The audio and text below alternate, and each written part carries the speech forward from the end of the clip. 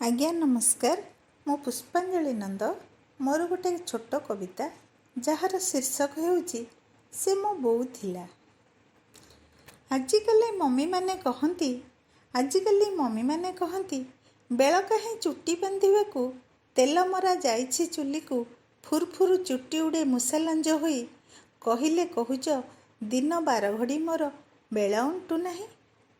आउ मो बोऊ बोऊ मोर चुट्टी बांधि करदिए बेणी केबे खजुरिया आउ केबे छंदा बेणी नाली रिबन रे फूल कला रिबन रे नड़िया तेल को रांधि मारई मुंडरे।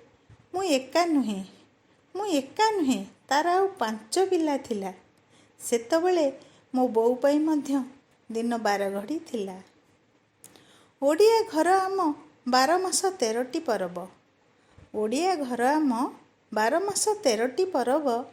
जाति जाति पिठापଣା करती सरब। किए करे ओभन रे तो किए किणे बजार रेडीमेड पिठा। मने आउ कि पड़े तांको चकुली गईठा। पिठा थाली को सजेई फटो को छाड़ती। पिठा थाली को सजेई फटो को छाड़ती।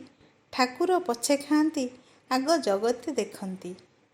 आउ मो बोऊ परब मो बोऊ पालुथिला। बटा रगड़ा आदि केते करुथिला। घर द्वारा गोबर रे करे निछिपर। झोटी चिता देउथिला घररू बाहर।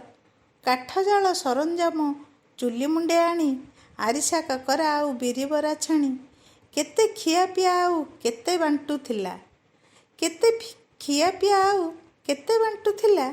सेतबेले मध्य मो बोऊ पई दिन 12 घड़ी थिला। से मो बोऊ थिला। आउ उषा हेबा ठारू निशा हेबा जाए। उषा हेबा ठारू निशी हेबा जाए। जंत्रवत से खटी चली थाए।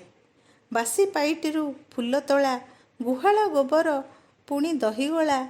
सासु ससुर गुरु लघुजन अतिथि अभ्यागत आउ प्रियजन। देह मुंड हेले उजागर रही ग्राम देवती को बलि भोग देई। तापयंत्र ठारू बलि तार हाथ। तापयंत्र ठारू बलि तार हाथ। मापी देई जर पोछेता पणत। केते चेरमूले पथि रांधुथिला। झड़ा फुंका करी भल करुथिला। से मो बोऊ थिला। आसुता जीवने जेते झड़ झंझा। आसुता जीवने जेते झड़ झंझा। सते कि ता देह पाषाण रे खंजा। मथा पाती देई सबु सही निए। बुकु तले दुख चापी चली थाए। सर्वं सहा सिए क्षमामयी थिला।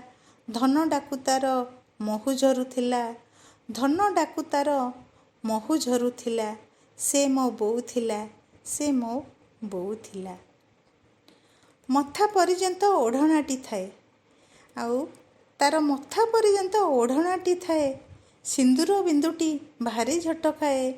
नाली शंखा चूड़ी कहुणीए थिला। सेतबेले मध्य मो बोऊर दिन 12 घड़ी थिला। से मो बोऊ थिला। कविटिए कविताटी लेखि तले निज ना लेखुथिला। चित्रकर चित्रटी आंकी तले निज ना आंकी देउथिला। चित्रकरटिए चित्र आंकी तले तार निज ना आंकी देउथिला।